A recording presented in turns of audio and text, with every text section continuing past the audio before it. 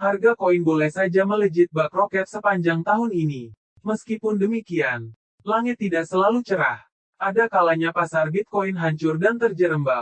Seperti yang terjadi pada 2018 silam, di mana harga raja aset kripto ini anjlok 65% dalam kurun sebulan saja.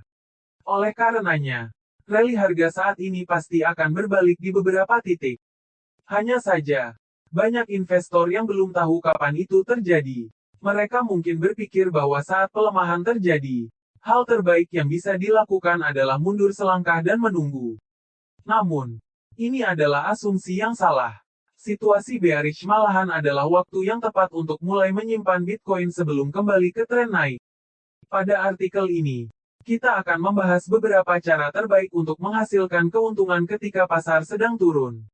Kita akan membahas beberapa metode dan strategi untuk menjaga portofolio kamu tetap hijau. Di sisi lain juga mempersiapkan kamu untuk cuan lebih besar ketika momentum pasar meningkat. 1. Swing trading. Di kondisi bullish, strategi investasi terbaik adalah membeli dan menyimpan aset kripto yang menurut kamu dapat menghasilkan cuan paling banyak. Namun ketika harga turun, kamu harus memanfaatkan tren. Investor berpengalaman biasanya meningkatkan portofolio Bitcoin mereka selama periode ini.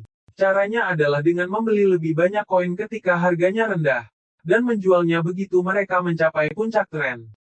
Meskipun metode ini dapat memberikan hasil yang konsisten, hal ini menjadi bukti bahwa trading bukan untuk semua orang.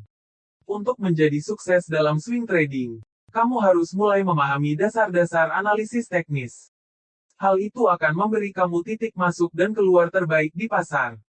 2. Strategi sorting. Sorting atau short selling dapat dianggap sebagai kebalikan dari membeli cryptocurrency dan berharap harganya meningkat.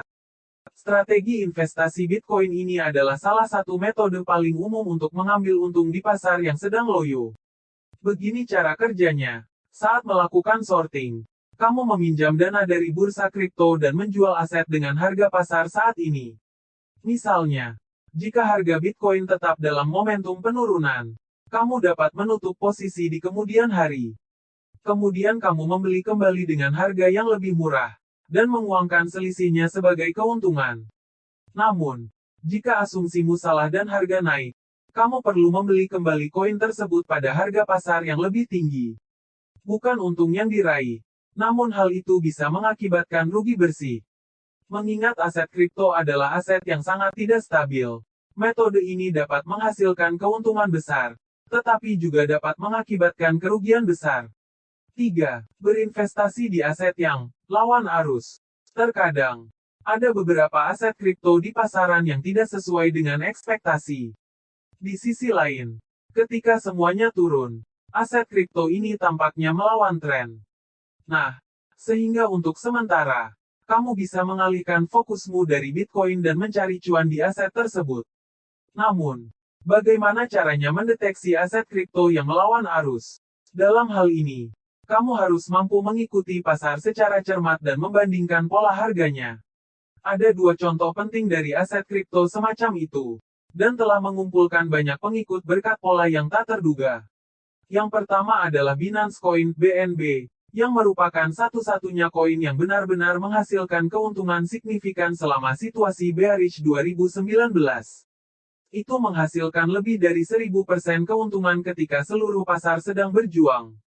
Koin lain yang disebutkan adalah Chainlink, yang memimpin kenaikan saat ini. Aset kripto mengungguli koin populer seperti Bitcoin dan Ethereum sebesar 300%. Setelah harga Bitcoin kembali pulih, nantinya kamu bisa kembali masuk ke pasar dengan semangat yang lebih pede.